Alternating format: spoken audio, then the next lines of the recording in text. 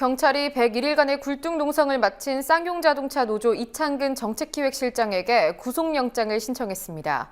이창근 실장보다 먼저 굴뚝에서 내려온 김정욱 사무국장에게도 경찰이 앞서 구속영장을 신청했다가 법원에서 기각된 일이 있었죠.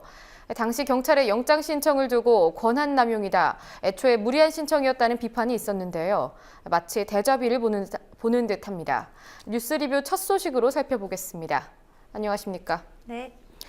네, 이창근 씨에게 구속영장이 신청됐는데요. 이번에도 역시 평택서더군요.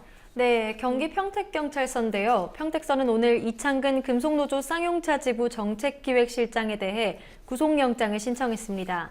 김정욱 사무국장 때와 마찬가지로 업무방해와 주거침입 혐의를 적용했습니다.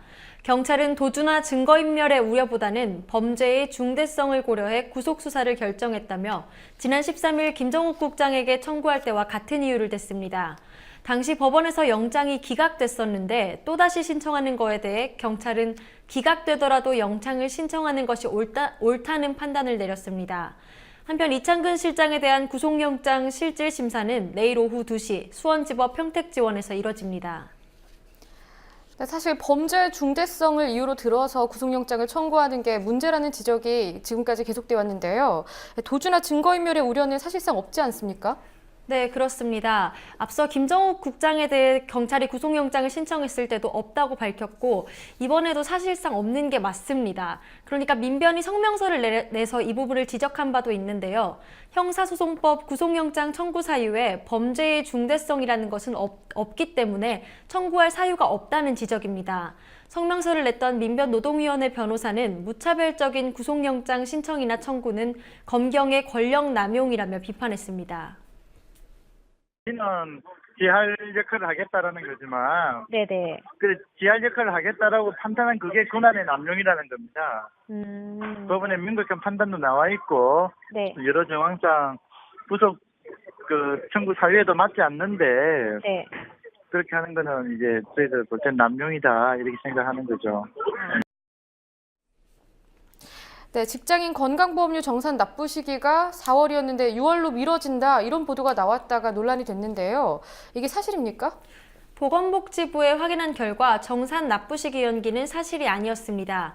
어제 한 언론에서 정부가 직장인 건보료 정산 납부 시기를 4월에서 6월로 연기하려고 한다고 보도한 이후에 보건복지부의 정산 시기가 연기될 거다, 건보료 납부 시기가 연기될 거다, 이런 기사들이 혼재돼 있었는데요.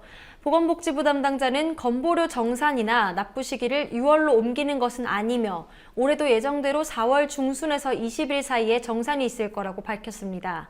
오는 31일 당정협의에 들어가는 건강보험 개선 방안에도 6월로 정산이나 납부 시기를 연기하는 안은 포함되어 있지 않다고 덧붙였습니다. 네, 그런데 보도는 왜 이렇게 된 겁니까? 보건복지부가 설명해 주는데 이 설명이 재밌습니다. 건강보험공단 홈페이지에 토론방에 있는 내용이 와전됐다는 겁니다. 담당 공무원의 말 들어보시겠습니다. 근데 그러면 언론 보도가 틀린 건가요? 그러니까 그거는 지금 이제 건강보험공단 홈페이지에 가보면 네네. 그게 이제 국민 토론방이라고 이제 아이디어를 이제 국민들한테 듣기 위해서 그걸 올려놓은 거를 아마 그 머니투데이 기자가 이제 기사를 하면서 이제 다른 이제 언론에서도 그걸 보고 쓰시는 것 같은데요. 네네. 그 내용을 거기 토론방의 내용은 뭐 여러 가지 안을 이제 제시하고 이제 뭐 의견이 취합되는 거에 따라서 저희한테 뭐 어떤 보고를 하겠죠. 아마 그 아는 시기를 4월에서 6일로 이제 내년부터 조정한다 이런 건 아니에요. 그 개월만 딱 보고 쓰셨는지 정산 시기를 4월에서 6월로 옮겼다 이렇게 기사가 나오는데. 그럴게요. 근데 그 뒤에 나오는 기사들도 다 그렇게 쓰고 있던데 그러면은 여쭤보신 분이 없는 건가요? 그냥 기사 보고 그냥 베껴 쓰시는 거예요. 제가 볼 때. 네네. 네, 담당 공무원의 말로는 그러니까 아이디어 수집을 위한 게시판 정도에 있었던 거다, 이 말인데 직접 확인을 했습니까? 네, 건강보험공단 홈페이지 토론방에 들어가 봤습니다. 그러니까 실제로 토론방에서 직장보험료 연말정산제도 개선을 위한 의견 수렴, 이런 토론이 이뤄지고 있었습니다. 여기서 4월부터 6월까지라는 문구를 찾을 수 있었는데요. 원래 건강보험료는 분할 납부가 되는데 이 분할 납부를 하고 있는 사업장 중에서 6월부터 분할 납부를 하고 싶다고 신청할 경우 납부 시작 시점을 6월로 변경해 준다는 얘기였고요. 이 또한 검토 중이라고 적혀 있었습니다.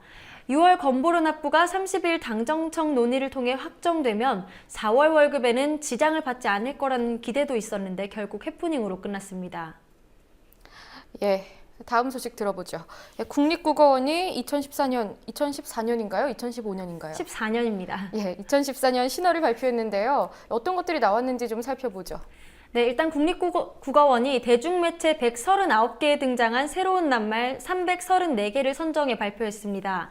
2013년 7월부터 지난해 6월까지 1년간 조사한 결과인데요. 우리말의 변화 양상을 관찰하기 위한 조사입니다. 사회상을 보여주는 단어들이 꽤 있었는데 비슷한 행동 양상을 보이는 사람들을 무리지은 신어가 92개로 전체의 27%나 됐습니다. 화면을 보시면 일단 대표적인 신어들을 뽑아봤습니다. 여기서 노앵커는 몇 개나 아시나요? 예, 저 같은 경우에는 뭐 앵그리맘이나 뇌생남, 우포 세대는 좀 들어본 것 같은데 모르밍족은 좀 생소하네요. 네, 모르밍족은 오프라인 매장에서 사고 싶은 제품을 살펴본 뒤 휴대전화로 쇼핑을 하는 사람을 말합니다. 예. 매장에서 제품을 보고 인터넷에서 구매하는 사람을 일컫는 쇼루밍족과 비슷한 개념입니다. 오포 세대는 요즘 청년들을 지칭하는 말인데요. 생활고 때문에 연애, 결혼, 출산, 인간관계, 주택 구입 등 5개를 포기했다는 이유에서 오포 세대로 불립니다.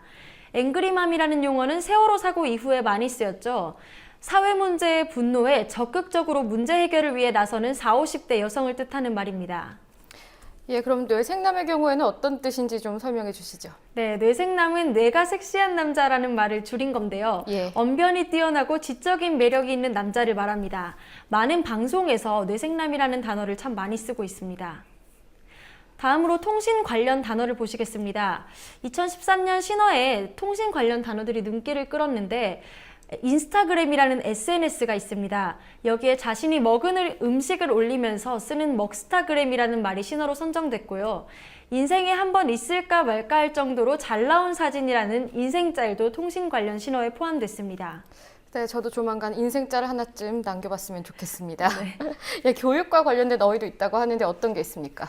네, 돼지맘, 돼지엄마라는 말은 꽤 들어보셨을 텐데요. 교육열이 매우 높고 사교육에 대한 정보가 많아 여러 명의 엄마를 이끄는 엄마를 이르는 말입니다. 자동봉진이라는 말은 저도 처음 들어봤는데요. 중고등학생이나 그 부모님들 사이에서 쓰이는 말이라고 합니다. 학생부에 기록되는 항목을 말하는데 대학 입시에서 학생부 전형이 확대되면서 중요해졌습니다.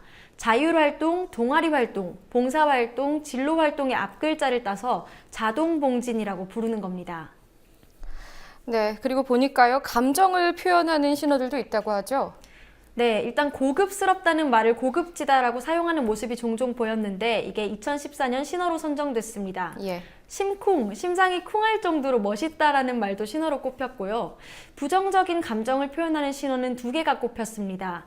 아주 싫어한다는 것은 극혐오하다, 관심이 없다는 것은 노관심이라는 말로 많이 쓰였다는 것이 이렇게 드러났습니다. 네, 사실 많은 외래어도 있고 외계어에 가까운 신어들도 많이 보이는데 굳이 이런 표현들을 신어로 지정하는 이유는 뭡니까? 일단 지속적으로 쓰이는지 관찰하는 과정을 거쳐서 사전에 올릴지 표준어가 될 수 있을지 결정하기 위해서입니다. 이렇게 관찰하는 과정이 꽤 긴데요. 예를 들어서 초등학교나 휴대전화 같은 단어는 지금은 익숙하지만 1995년에는 신어였습니다. 신어로 선정된 지 10년 만인 2005년에 사전에 등재됐습니다. 또 신어의 대부분은 소멸해 극소수 어휘만 살아남는다고 국립국어원 측은 설명합니다. 관찰 목적으로서 신어 목록을 선정한 것이고요. 네네. 이제 그거는 지속적으로 관찰을 하게 됩니다. 네네. 대부분에 있는 어휘들은 대부분 소멸합니다. 그리고 이제 몇몇 어휘들만이 지속적으로 사용되면 사전에 등재되기도 하고 표준어가 될 수도 있고 이렇게 되는 겁니다. 예, 여기까지 듣겠습니다. 김현주 PD 수고하셨습니다. 네.